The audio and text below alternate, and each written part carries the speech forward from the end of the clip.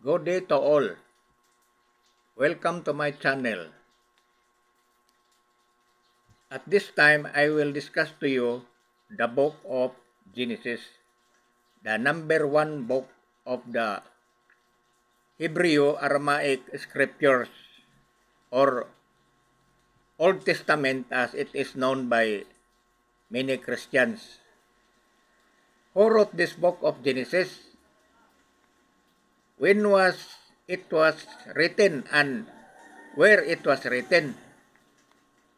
This will be discussed.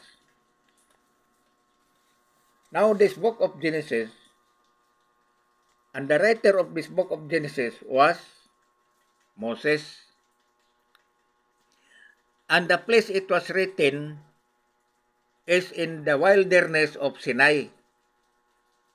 And the writing of this book was completed in 1513 BCE or before our common era. Let us discuss the brief history of Genesis.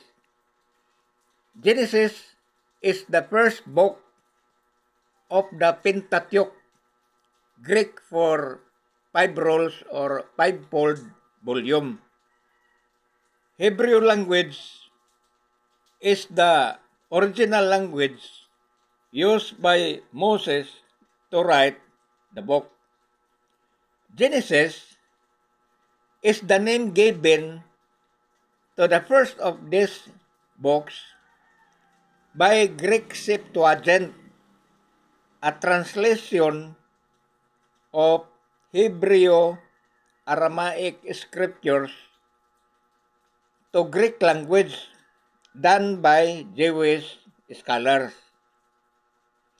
Bereshit is the Hebrew name of Genesis, which means in the beginning.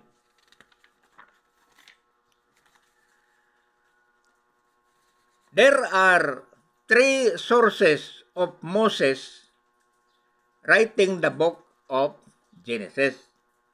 Number 1, some through direct revelation by Jehovah God.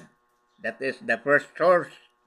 The second source is this, some through oral transmission. And the third source, some by written records.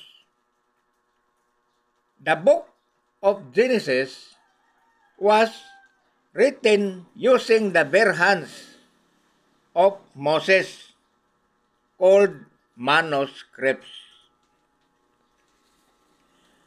The references for this is, number 1, all scriptures is inspired of God and beneficial. Number 2, inside volume 1, pages 919 to 923.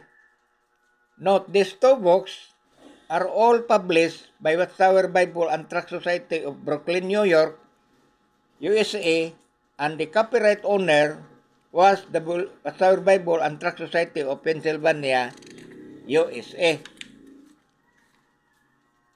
These 2 corporate bodies serve as the legal agencies of Jehovah's Witnesses worldwide. Thanks for watching.